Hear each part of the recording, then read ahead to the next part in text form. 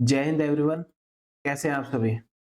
आते हैं हम कॉन्सेप्ट की नेक्स्ट क्लास में, जहां हम पढ़ने वाले हैं कॉन्सेप्ट 36 से 40 तक।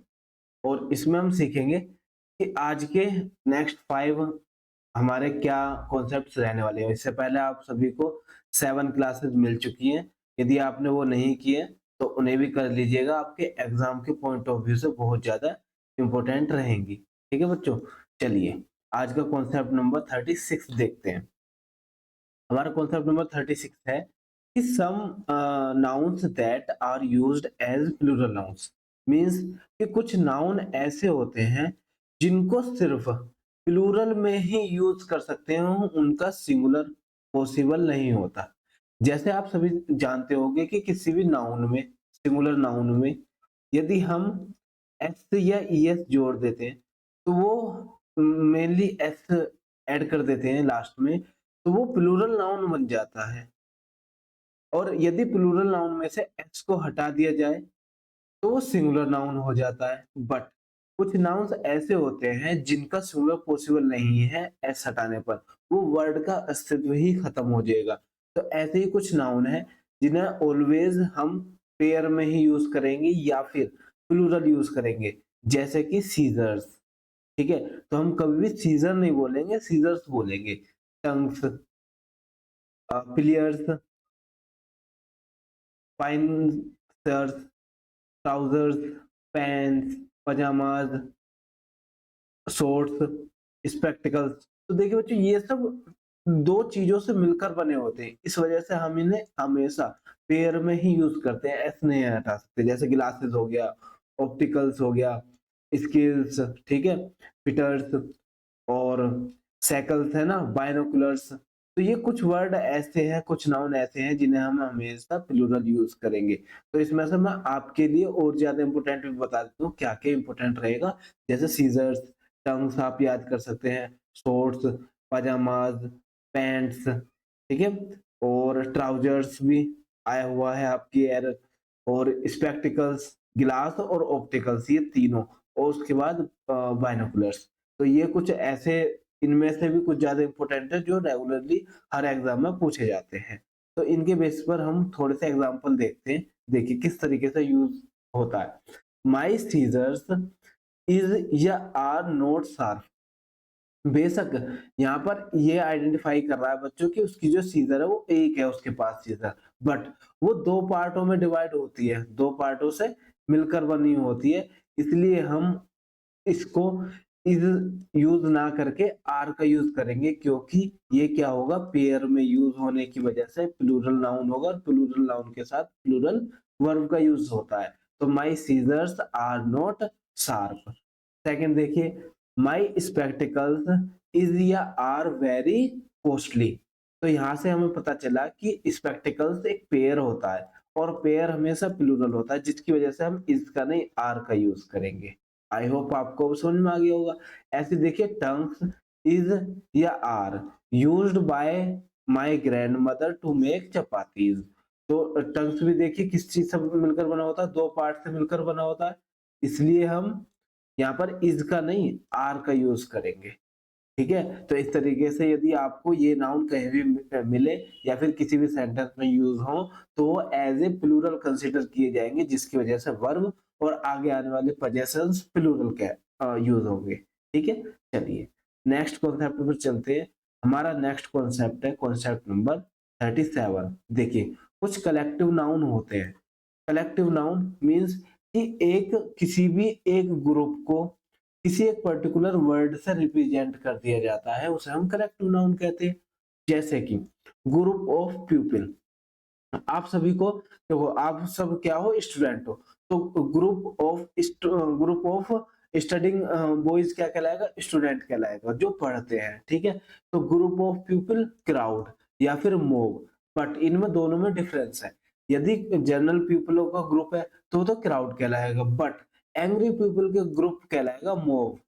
एंग्री पीपल का ग्रुप कहलाएगा मोब, गुस्साई हुई भीड़। ठीक है, नेक्स्ट, ग्रुप ऑफ स्टार्स, मतलब आसमान में जितने भी तारे हैं, सितारे हैं, उन सबको, उनके ग्रुप को हम क्लस्टर या फिर कॉन्स्टलेशन बोलते हैं। क्लस्टर या फिर कॉन्स्टेलेशन बोलते हैं।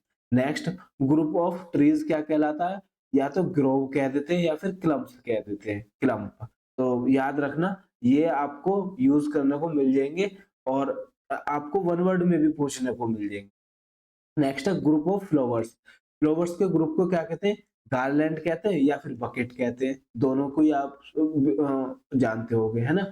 बकेट, वैसे तो बुके बोलते हैं, बट आप याद करना, स्पेलिंग भी याद करनी है, तो कैसे भी आप कर सकते हैं, गार्लैंड और बुके। नेक्स्ट, ग्रुप ऑफ बीज या फिर फ्लाइज, तो उसको क्या कहते हैं? हम स्वार्न बोलते हैं। ग्रुप ऑफ पपीज, उसे हम लिटर बोलते हैं, litre. Group of directors board कहलाता है, ठीक है? तो मतलब बहुत सारे डायरेक्टरों का एक ग्रुप है जिसे हम बोर्ड कहेंगे, ठीक है? नेक्स्ट है हमारा सिंगर्स। सिंगर्स को कोर बोलते हैं, ठीक है? तो ये आप याद रखना। नेक्स्ट है हमारा कॉन्सेप्ट 38। इसमें क्या होता है? नाउन, प्रीपोजिशन और सेम नाउन। मीन्स दैट कि यहाँ पर मैं एक यूज करूंगा सिंगुलर नाउन। मीन्स कि आपको एक सिंगुलर नाउन दिया जाएगा, प्रीपोजिशन से कनेक्ट किया जाएगा, उसके बाद सेम नाउन का रिपीट होता है, बट वो सिंगुलर होते हैं, हम इसमें प्लूरल का यूज नहीं करते। जैसे कि my sister has read pages after pages, ये रहा, pages after pages of Bible, of the Bible. तो अब देखिए, यहाँ भी मैं एक चीज सिखा देता हूँ। जैसे कोई भी धार्मिक ग्रंथ होता है, बाइबल, कुरान, गीता, रामायण, तो इनसे पहले हम आर्टिकल दा का यूज करते हैं, ठीक है? अब देखिए, पेजेस आफ्टर पेजेस, तो पेजेस आफ्टर पेजेस नहीं होगा, पेज आफ्टर पेज होगा। कभी भी प्लूरल यूज नहीं करते, हम सिंगुलर का यूज करेंगे तो सही होगा, पेज आफ्टर पेज। नेक्स्ट देख लीजिए, he used to sell clothes doors to door, doors to door, तो यहाँ से हम कहेंगे कि डोर्स टू डोर नहीं है, डोर्स नहीं आएगा, डोर टू डोर होगा, सिंगुलर का यूज करेंगे, door to door. I think आपको ये वाला टॉपिक भी, ये वाला कॉन्सेप्ट भी समझ में आ गया होगा। नेक्स्ट चलते हैं कॉन्सेप्ट नंबर 39। कॉन्सेप्ट 39 क्या कहता है कि nouns expressing number are used in singular with numerical adjectives। Means कि जो न्यूमेरिकल एडजेक्टिव होते हैं उनके साथ कुछ नाउन ऐसे हैं जो हम सिंगुलर यूज करेंगे। जैसे 200, इसे हम 200 से नहीं कह सकते। 300, 5 दर्जन, 2 स्कोर, 3 मिलियन, 2 लाख। तो बहुत सारे बच्चे होंगे या फिर समझने वाले ये कह देंगे कि 2 लैक्स होगा, नहीं, 2 लैक्स नहीं होगा, 2 लाख ही होगा, बट इससे आगे आने वाला जो नाउन होगा उसे हम प्लूरल करेंगे। जैसे चलिए, यहाँ से क्वेश्चन आया हमारा, राम गेव हिम 200 या फिर 200 या फिर 100 रुपीज।